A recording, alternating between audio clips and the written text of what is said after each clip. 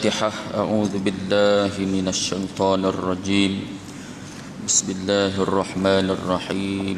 الحمد لله رب العالمين الرحمن الرحيم مالك يوم الدين إياك نعبد وإياك نستعين اهدنا الصراط المستقيم صراط الذين أنعمت عليهم غير المغضوب عليهم ولا الضالين.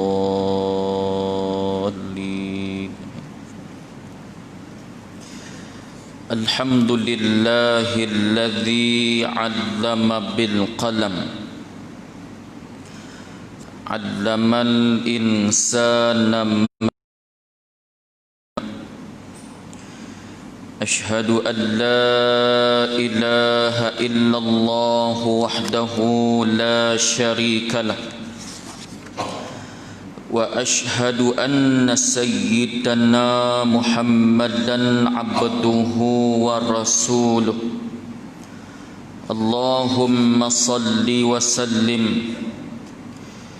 وبارك على سيدنا محمد وعلى آله وصحبه والتابعين لهم بإحسان إلى يوم الدين.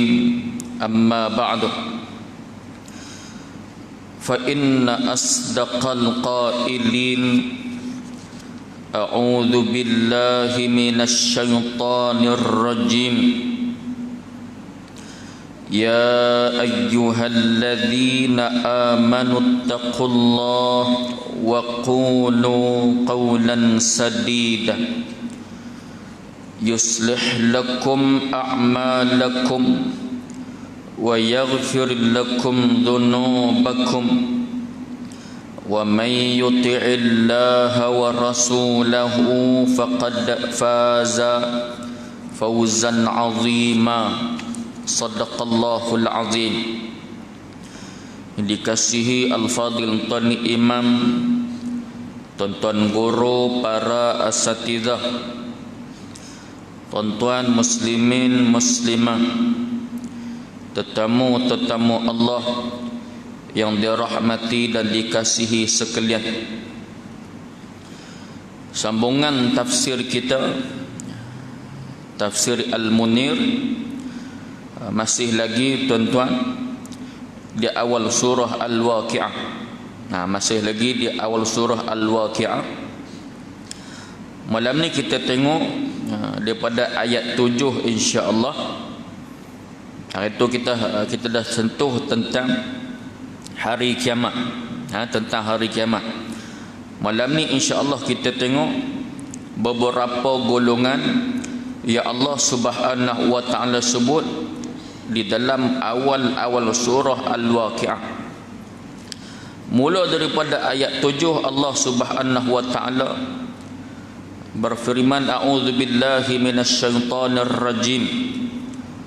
Wa kuntum azwajan thalatha fa ashabul maimanati ma ashabul maimanah wa ashabul masy'amati ma ashabul masy'amah was-sabiquna as-sabiqun ulaikal muqarrabun fi jannatin na'im.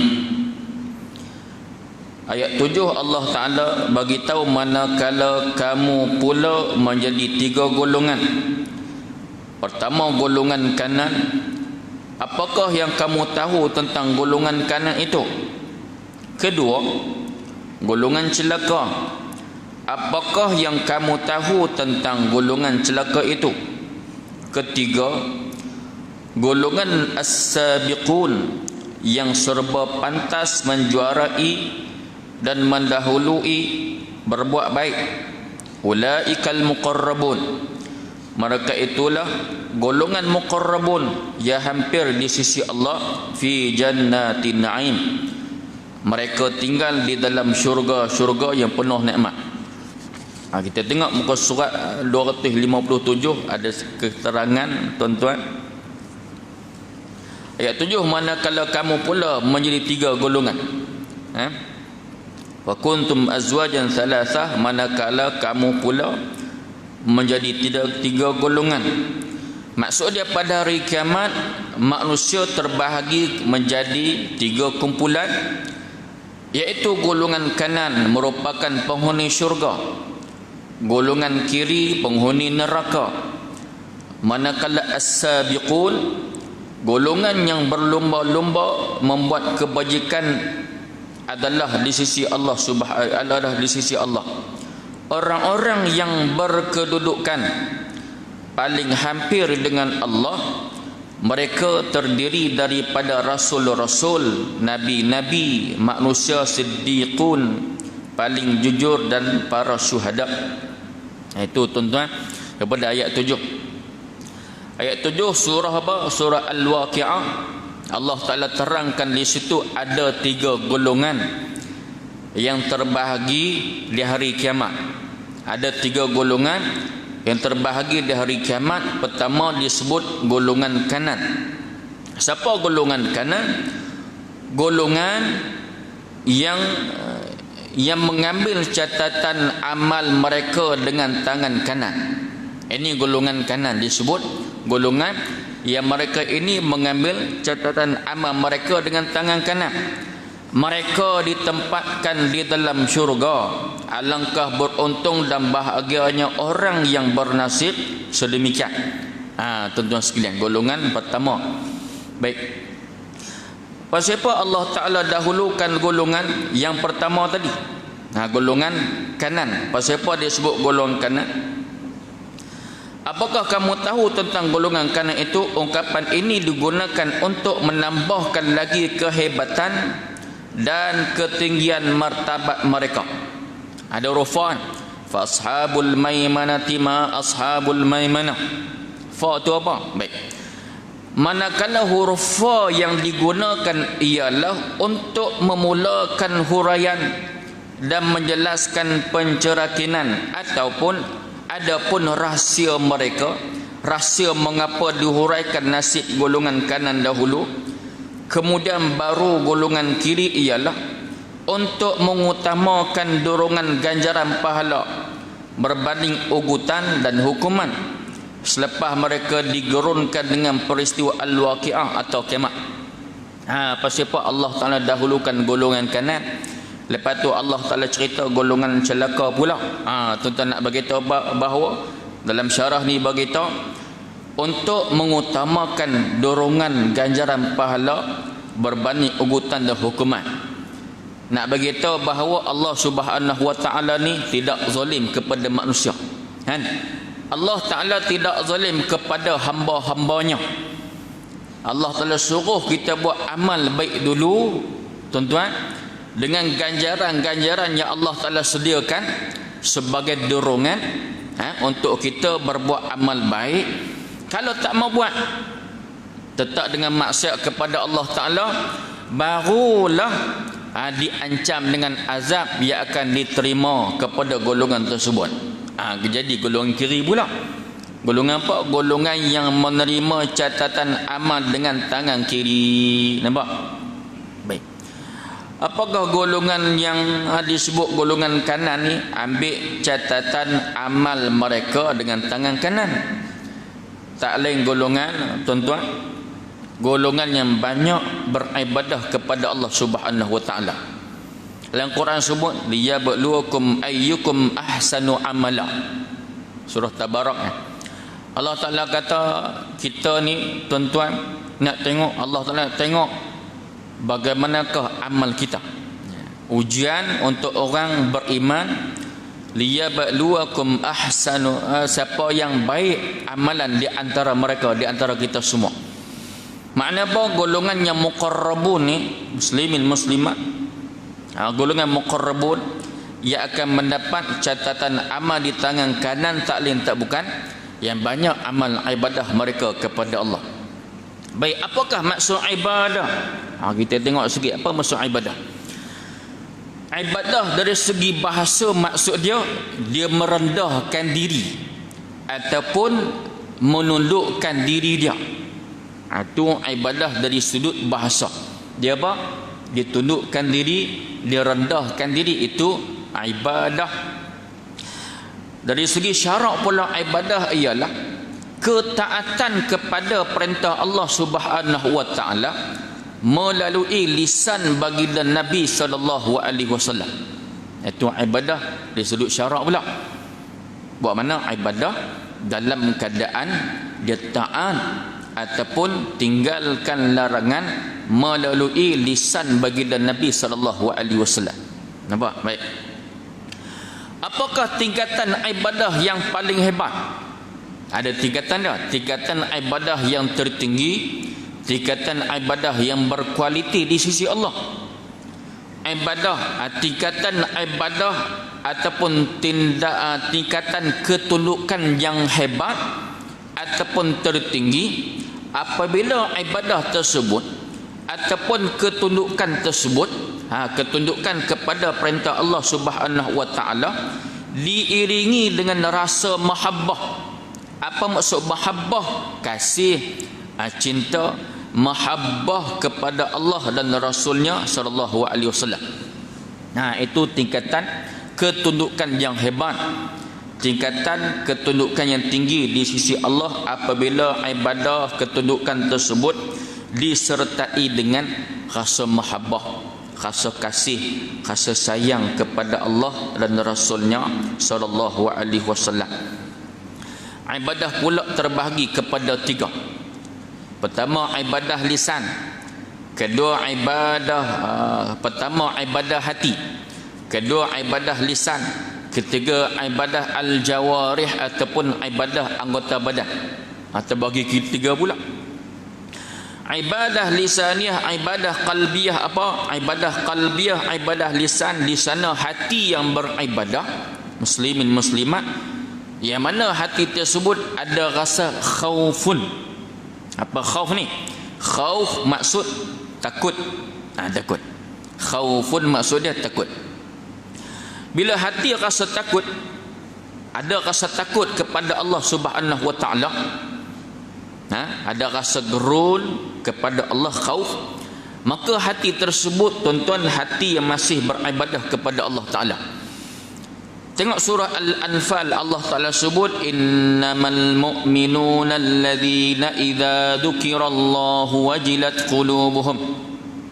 Sesungguhnya orang-orang yang beriman, sebenar-benar beriman itu, idza dzukirallahu wajilat qulubuhum. Allah Ta'ala sebut orang beriman yang sebenar itu apabila disebut nama Allah wajilat. Wajilat ni maksud apa? Gemetar, dia takut, dia gerun. Kita buka dalam tafsir, tuan-tuan, apa maksud wajilat? Wajilat, gemetar. Maksud wajilat, gemetar, takut ini adalah hati dia terkejut. Bukan takat terkejut, dia jadi apa? Hati dia lembut. Lembut dan dia bersegera nak lakukan ketaatan kepada Allah Subhanahu wa taala. Nampak? Itu maksud wajilat, khaufun, takut.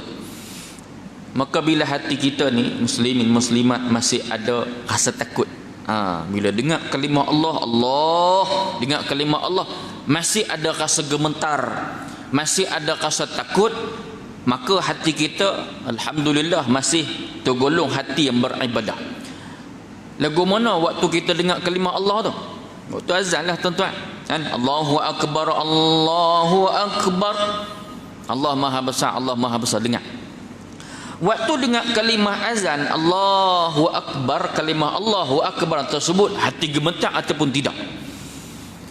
Ada hamba-hamba Allah alhamdulillah bila dengar kalimah azan tu, tuan-tuan, dia terus bersegera. Dia bersegera. Ada sahabat-sahabat kita di antara tuan-tuan kita semua yang dia hebat. Dengar kalimah azan, dia tak tenang. Dia terus bersegera, dia akan pergi di tempat azan diazankan tadi. Dia pergi. Ini orang yang hebat lah, tuan-tuan. 5 kali sehari semalam, tuan-tuan, dia usaha juga. Ini makna hati yang cukup hidup, muslim muslimat, hati yang cukup gemetar. Habis lagu mana kita pula? Kita kadang-kadang tak mampu nak pergi setiap waktu, tuan-tuan. Dengar kalimah Allahu Akbar, kalimah azan tu. Bila dengar kalimah azan, kalimah Allah dalam laungan azan tadi, tuan-tuan, hati kita pun rasa gemetar. Tapi mungkin di sana ada tugasan belum selesai, ada keperluan yang belum selesai, tuan-tuan. Selagi mana kita tak angkat takbiratul ihram Allahu akbar waktu solat tersebut, solat di waktu tersebut, selagi mana kita tak bagi salam assalamualaikum warahmatullahi, solat di waktu tersebut, hati kita tak tenang. Tuan-tuan, hati kita rasa serabut, ya Allah, tak semayang lagi. Tuan-tuan, tak semayang lagi ni. Waktu dah masuk tapi tak boleh nak semayang lagi. Mungkin ada keperluan kita, ada pekerjaan, keperluan yang belum selesai. Waktu solat, pemukul waktu solat tersebut, zuhur azan, dia muwassak, dia luas sikit, maghrib ni mudayyak, dia singkat. Dia rasa tak tenang selagi mana tak ambil uduk, selagi mana tak angkat takbiratul ihram, selagi mana tak bagi salam solat di waktu tersebut, di azan tadi tu, dia tak tenang hati dia. Makna, tuan-tuan, alhamdulillah, di dalam hati kita masih ada wajilat, rasa gemetar, takut tu masih ada, alhamdulillah. Baik, khaufut, bila ada rasa khauf tadi, tuan-tuan, maka hati masih lagi hati yang beribadah kepada Allah Subhanahu wa taala, insya-Allah. Baik, tengok golongan kedua, apakah yang kamu tahu tentang golongan celaka itu? Ayat seterusnya Allah Taala bagi tahu, ayat 9 tu, golongan kedua, iaitu golongan celaka, golongan binasa. Apakah yang kamu tahu tentang golongan celaka itu? Maksud golongan kiri itu golongan binasa ataupun celaka, orang yang mengambil catatan amal mereka dengan tangan kiri, mereka akan dicampakkan di dalam neraka, na'udzubillah. Alangkah malang sialnya nasib mereka. Ahmad meriwayatkan daripada Mu'adz bin Jabal bahawa apabila Rasulullah sallallahu alaihi wasallam membaca ayat ini, wa ashabul yamin ma ashabul yamin wa ashabus shimali ma ashabus shimal, maka baginda menggenggam kedua-dua belah tangannya dan bersabda, maksudnya ini genggaman kanan untuk syurga dan tiada aku peduli. Ini genggaman kanan untuk syurga dan tiada aku peduli. Dan ini pula genggaman belah kiri untuk neraka dan tiada aku peduli. Tuan-tuan, ini kedua, Allah Ta'ala cerita tentang golongan binasa celaka. Lagu mana binasa celaka ni, muslimin muslimat, disebut dalam syarah tadi bahawa golongan ini adalah golongan yang ambil catatan amal dengan tangan kiri. Mereka ni akan dicampak ke dalam neraka Allah Subhanahu wa taala, naudzubillah.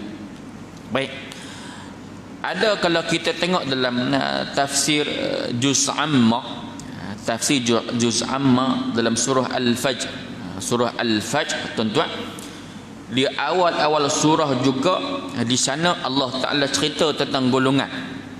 Golongan ni bukan setakat di akhirat mendapat kebinasaan, di dunia pun Allah Ta'ala binasakan mereka. Ini golongan yang binasa. Alam tara kaifa fa'ala rabbuka bi'ad. Kalau buka surah Al-Fajr, Allah Ta'ala sebut tentang kaum 'Ad. Tuan-tuan, golongan ni bukan takat dibinasakan kat dunia, di akhirat pun dapat kebinasaan. Nampak? Baik, kaum 'Ad ni, kaum 'Ad keturunan Nabi Nuh, tinggal di Al-Ahqaf. Kaum 'Ad ni siapa? Kaum 'Ad keturunan Nabi Nuh. Mereka ini, tuan-tuan, tinggal di Al-Ahqaf. Kaum yang kuat, kaum 'Ad, kaum yang kuat. Depa ni kuat.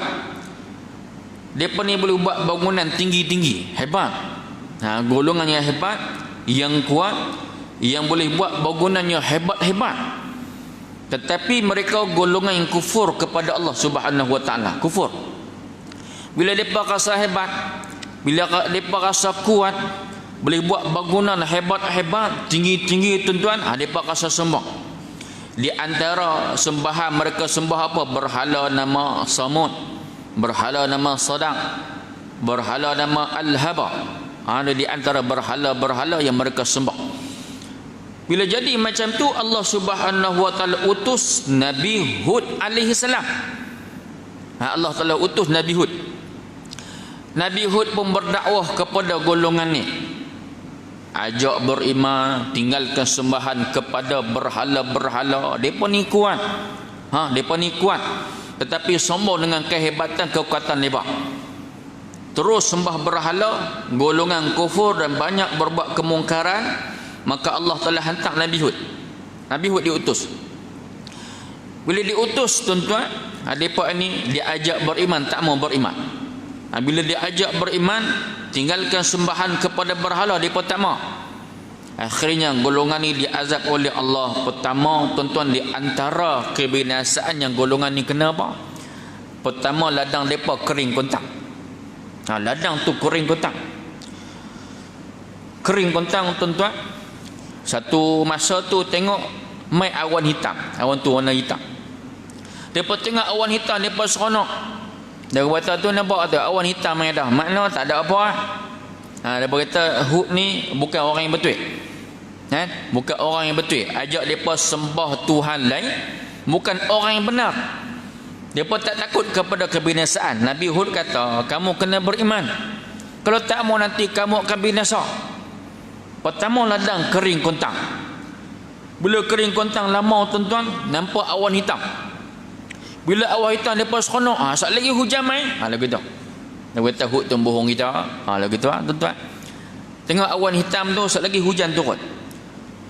Bila awan hitam tuan-tuan mai tu, bukanlah hujan yang turun, tetapi yang turun, yang datang kepada mereka ialah petir yang sangat kuat, kilat yang kuat mai kat depa. Lepas tu mai angin nama Sarsara. Sarsara mai tuan-tuan, angin tersebut telah membinasakan depa. Ini golongan pertama. Yang kedua, golongan kaum Thamud. Alam tara kaifa fa'ala rabbuka bi'ad irama dzatil 'imad. Tengok surah tu. Baik. Kaum Thamud. Kaum Thamud pula golongan lagu mana? Kaum Thamud ni tuan-tuan tinggal di antara Hijaz dan Syam. Depa ni mewarisi kekuatan kaum Ad tadi. Maka depa golongan kuat juga. Baik. Mereka ni mampu membuat batu, depa buat patung, mampu potong batu yang besar. Batu besar-besar depa mampu potong dan mampu ukir dan bina rumah. Kalau buka dalam tafsir tuan-tuan, golongan ni depa dah bina kota, bandar cukup banyak, ada 1,700 kota, banyak. 1,700 buah kota, dan rumah yang telah dibina oleh mereka ialah 270,000 buah rumah, semua daripada batu. Nampak tak tuan-tuan? Maka kalau kita kata kita ni hebat, muslim-muslimat, ada orang cukup hebat dah dulu. Kalau kita kata mampu bina bangunan hebat-hebat, projek besar-besar, golongan dulu kaum Thamud hebat dah tuan-tuan. Ada kota 1,700 kota. Ada rumah daripada batu 270,000 buah rumah. Hebatlah tuan-tuan. Tapi hebat mereka adalah hebat yang disertai dengan kesombongan kepada Allah Subhanahu wa taala, tak sembah Allah. Dan mereka juga golongan yang mampu bercucuk tanam. Cucuk tanam hebat, ladang dah hebat. Tapi depa ni tentang golongan tidak beriman, maka diutus Nabi Soleh. Nabi Soleh ajak depa beriman kepada Allah Subhanahu wa taala. Depa tak mau beriman juga. Akhirnya Allah Taala minta, sebab depa ni tuan-tuan anggap Nabi Soleh alaihi salam adalah golongan biasa. Orang biasa-biasa nak ajak kita beriman pula kepada ajaran baru, mana boleh. Akhirnya Nabi Soleh tuan-tuan minta ke Allah, ya Allah, minta agar Allah Taala bagi apa? Bagi mukjizat. Minta Allah Taala bagi mukjizat. Minta Allah Taala pun bagi mukjizat kepada Nabi Soleh alaihi salam. Nabi Soleh boleh keluarkan batu daripada batu. Keluar unta daripada batu. Antara mukjizat, unta betina keluar daripada batu yang besar. Bila keluar, muslimin muslimat mereka ni pun terkejut. Pasal apa Soleh boleh buat lagu ni? Ada di antara mereka kata Soleh ni marapuah, dia ahli sihir. Tuan-tuan lagu tu. Baik, Nabi Soleh pun tuan-tuan bagi amanah kat mereka ni. Lah ni kamu ni boleh ambil susu daripada dia, boleh perah susu, tetapi kamu kena jaga dia, jangan sakiti dia, jangan bunuh dia. Kalau dia nak makan, kamu bagi makan. Kalau dia nak minum daripada perigi kamu bagi minum, jangan halang dia. Tuan-tuan, unta ni minum air banyak tuan-tuan sekalian, unta dia boleh minum air sepertiga daripada badan dia, jumlah air tu. Contoh kalau barat unta berapa kilo, tuan-tuan, 240 kilo ada kot, lebih kurang 240 kilo lah unta kita ambil contoh. 1/3 daripada badan dia boleh minum air banyak tu dalam masa 10 minit. Anda bayangkan tengok, makna 80 liter 80 kilo dalam masa 10 minit dia minum. Bruk semua sekalian. Sebab tu Nabi larang kita minum macam unta. Larang Nabi larang kita minum macam unta. Unta minum lagu tu 80 kilo lebih kurang. Kalau berat lebih kurang 240 kilo, makna 1/3 daripada berat badan dia boleh minum air banyak tu dalam masa 10 minit. Mana air tu banyak dia minum unta ni. Jadi puak-puak ni dia susah hati. Dalam tempat kita air tak ada, telaga pun air dia kurang. Kalau binatang ni minum habis kita. Kalau unta Soleh ni minum tempat kita pakai cerah, macam mana nak buat ladang kita? Tuan-tuan lagu tu. Bila mai kegusaran puak-puak ni tak mau bagi unta minum di ladang ataupun pergi depa buat satu perancangan, kita bunuh unta ni bang, nyusahkan kita. Unta ni dibunuh. Maka depa buat perancangan, seorang tu pitikan kaki, seorang pitikan perut, mati unta ni. Bila mati unta ni, muslimin muslimat sekalian, Nabi Soleh pun beritahu, kamu ni tak lama azab akan turun kat kamu semua. Disebabkan kamu dah tak mau beriman, kamu tolak pula kata apa, kerasulan, kenabian Nabi Soleh alaihi salam ni, kerasulan beliau. Tuan-tuan, buat pula perkara mungkar, engkar pula perintah apa Nabi Soleh alaihi salam tadi, suruh jaga unta pun tak boleh. Akhirnya datang azab kepada mereka. Apa di antara azab tu? Tengok, hari pertama tuan-tuan, muka mereka jadi kuning. Muka kuning, tuan-tuan bayangkan tengok, muka kuning. Hari pertama muka kuning, disebabkan keingkaran mereka. Allah Taala azab kat dunia ni. Hari pertama muka mereka jadi kuning. Tengok, dia ingat lega lah kuning tu. Kalau kita kena kuning, minum susu kambing tuan-tuan, bagi hilang kuning. Mereka duk rasa besok hilang kok kuning muka kita ni. Duk besok tuan-tuan, muka mereka tukar jadi warna merah. Apa traffic light pula lepas kuning merah. Nampak? Hari pertama muka kuning, besok dia ingat besok lega kot muka kita ni. Ramai bukan seorang kuning, satu kampung tuan-tuan. Satu kota muka kuning, bayangkan tengok. Hari pertama kuning, besok muka merah. Dia ingat hari ketiga tu muka lega kot, ataupun tukar hijau kan tuan-tuan sekalian. Tak. Lepas kuning, hari kedua merah, hari ketiga muka tukar jadi hitam. Makna lagi teruk. Hitam ke hitam.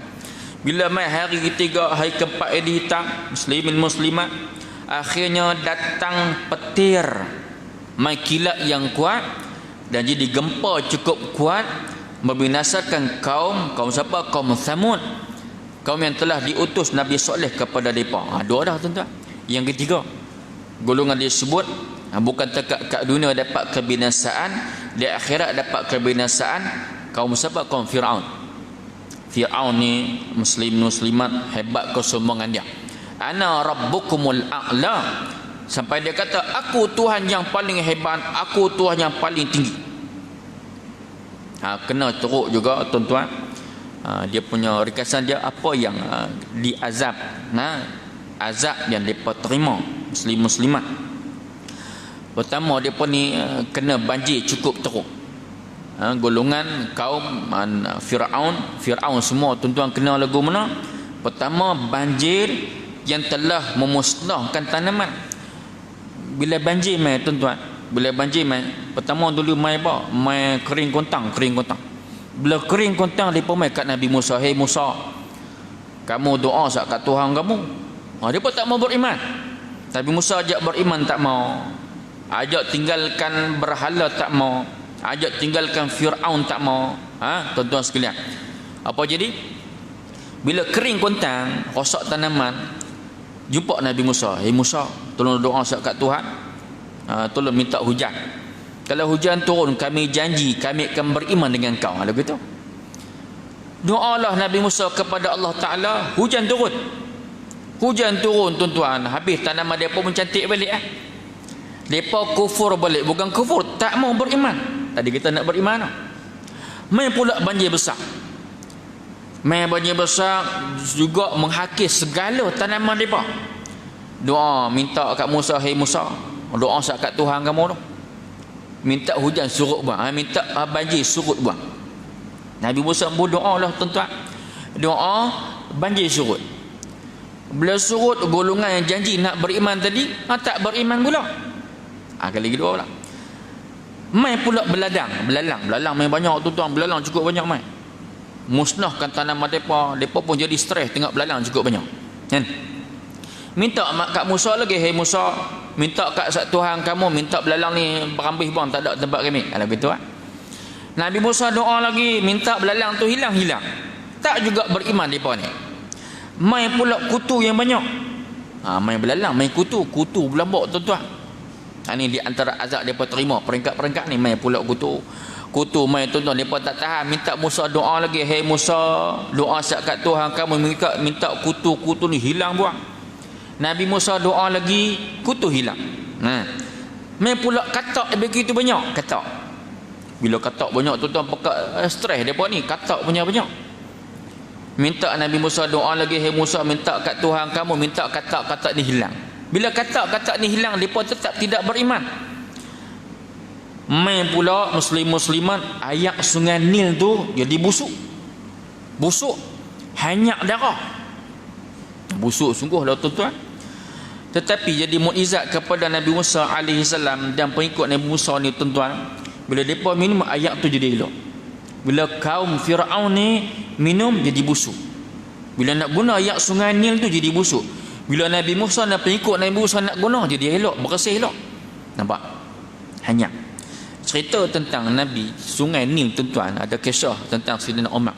Sikit ni tuan-tuan kita cerita sikit lah. Sayyidina Umar tentang sungai Nil. Dulu sungai Nil ni tuan-tuan, muslim-muslimat duk surut. Bila surut, mereka buat satu upacara setiap tahun. Buat upacara, mereka akan hias anak-anak dara ni, mereka akan lempak dalam sungai Nil. Lepas tu ayat tu naik balik tak surut tuan-tuan. Mai dalam pemerintahan Amru al-As di Mesir tuan-tuan, dia pun mai kat Raja Amru al-As. Dan ni kita kena buat macam dulu juga. Kami setiap tahun ni kami akan hias wanita anak dara bagi comel-comel, kami lempak dalam sungai Nil tuan-tuan. Kata Sayyidina Amru al-As, kita tak boleh buat. Mana kita boleh teruskan tradisi tersebut, benda yang kufur. Tuan-tuan. Kemudian apa jadi? Sayyidina Amru al-As ni tuan-tuan bagi tahu kepada Sayyidina Umar radhiyallahu anhu. Sayyidina Umar al-Khattab pun hantar surat. Tulis surat. Tulis surat semua, hantar ke Amru al-As. Kemudian diperintahkan kepada Amru al-As lempak sungai tu, surat tu dalam sungai Nil. Tuan-tuan sekalian nampak? Baik. Apa kandungan surat tersebut? Kandungan surat itu, wahai hamba Allah, sungai Nil, daripada hamba Umar al-Khattab. Dia kurang lagu tu kan? Baik.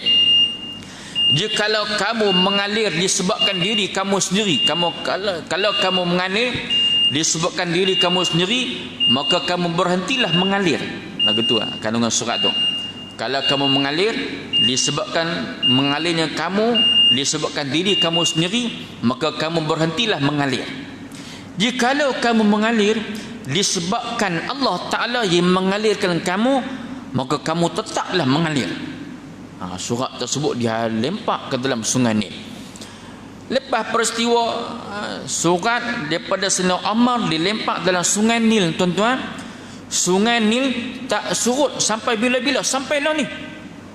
Nampak tak muslim-muslimat sekalian? Itu di antara kehebatan lah Sayyidina Umar, disebabkan kehebatan ketakwaan Sayyidina Umar radhiyallahu anhu kepada Allah Subhanahu wa taala. Takwa beliau hebat, tuan-tuan.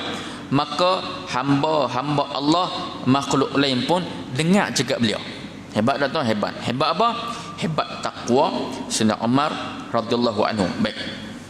Habis sungai Nil tadi bila hanyak darah, tuan-tuan, dia minta lagi kat Nabi Musa, "Hei Musa, doa sat kat Tuhan kamu, sungai Nil ni biarlah elok balik, hanyak teruk sangat ni." Nabi Musa doa lagi, tuan-tuan, doa. Sungai Nil pun elok balik. Depa tetap tidak beriman kepada Allah Subhanahu wa taala. Akhirnya, tuan-tuan, tak lain tak bukan Firaun dan kaumnya ditenggelamkan dalam laut. Binasalah mereka, golongan binasa. Jadi golongan ni muslimat bukan setakat binasa kat dunia, golongan dibinasakan kat dunia, di akhirat juga mendapat kebinasaan daripada Allah Subhanahu wa taala. Itu golongan binasa. Sikit tiga. Ketiga, golongan as-sabiqun yang serba pantas menjuarai dan mendahului dalam berbuat baik. Mereka itulah golongan muqarrabun yang hampir di sisi Allah Subhanahu wa taala. Mereka tinggal menetap di dalam syurga yang penuh nikmat. Maksud dia apa? Orang-orang yang berlumba-lumba daripada kalangan setiap umat kepada iman, taat, jihad, taubat dan amal kebajikan. Mereka terdiri daripada golongan nabi-nabi, para rasul alaihi salam, para syuhada, para sahabat dan para hakim yang adil. Mereka adalah golongan yang berlumba-lumba meraih rahmat Allah. Mereka khalayak yang hampir dengan kurniaan Allah. Balasan baik dan penghormatannya, mereka hidup kekal dalam syurga naim selama-lamanya. Baik. Itu golongan ketiga, muslim-muslimat. Moga-moga, tuan-tuan, kita minta agar kita termasuk dalam golongan kanan ataupun golongan yang seterusnya, golongan yang berlumba-lumba dalam segala hal kebaikan. Ini golongan yang terawal. Moga-moga, tuan-tuan, kita tidak termasuk golongan yang kedua, na'udzubillah, disebut sebagai golongan celaka, golongan mendapat catatan amal dengan tangan kiri, dan di akhirat, na'udzubillah, dicampakkan ke dalam neraka Allah Subhanahu wa taala. Insya-Allah, muslim-muslimat, tersambung dalam kuliah akan datang dengan sambungan kita tafsir Al-Munir seterusnya, insya-Allah. Jenis-jenis nikmat untuk golongan as-sabiqun. Jenis-jenis nikmat untuk golongan as-sabiqun. Wallahu taala a'lam bissawab. Baik kepada Allah, lemah kurang pada diri saya, tersinggung mana-mana, mohon ampun dan maaf. A'udzubillahi minasyaitonir rajim. Bismillahirrahmanirrahim. Alhamdulillahirabbil alamin. Wassalatu wassalamu ala asyrafil anbiya'i wal mursalin wa ala alihi washabbihi ajma'in. Allahumma faqihna fid din wa 'allimna ta'wil. Allahumma iftah 'alaina futuhal 'arifin bihikmatik wa syur 'alaina rahmatak wa dhakkir ma nusina ya dzal jalali wal ikram. Rabbana atina fid dunya hasanah wa fil akhirati hasanah wa qina adzabannar. Sallallahu alaihi sayyidina Muhammad wa ala alihi washabbihi ajma'in. Walhamdulillahi rabbil alamin. Taqabbalallahu minkum.